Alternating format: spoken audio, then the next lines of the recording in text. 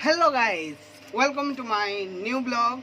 आमे आज पढ़ा बाइबल रो गीत संहिता 15 पर्व 1 ठारू 5 पर्यंत पाठ करवा।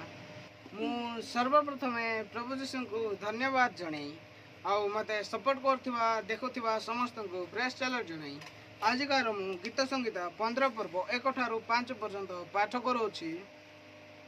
हे सदा प्रभु, तुम आवास रे किए प्रवास करिवो? तुम पवित्र पर्वत रे किए बास करिवो?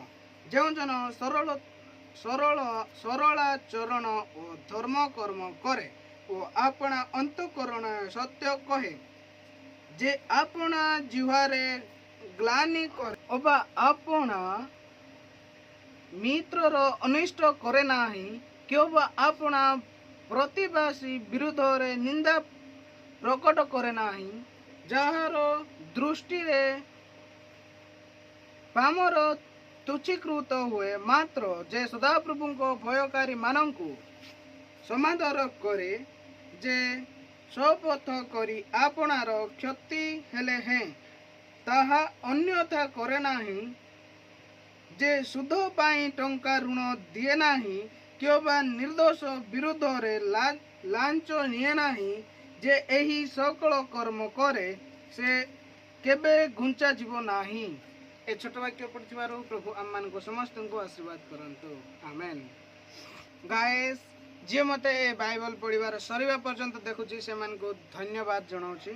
आउ मु एतिकी कहबी कि मते जर होउची तथापि भी मु बाइबल पढ़िबा छाडुनी। प्रभु मते सुरक्षित रखुचंती कि मु तांको बाटर चलीबी, सेति पई मते प्रभु सुरक्षित रखुचंती आउ आगो को रखिबे भी।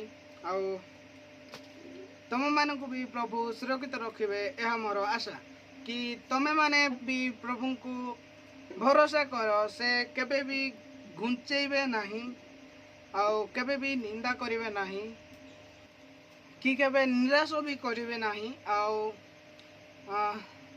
गीतर भी अछि, आघात कर कबाट खोला जीव, आउ प्रभु जीशु को प्रशंसा कर, जहाँ मागिब ताहा पाइब। मु एतिकी कही रहिली, देखा हवा काली की आउ गोटे वाक्य रे, से पर्यंत बाय।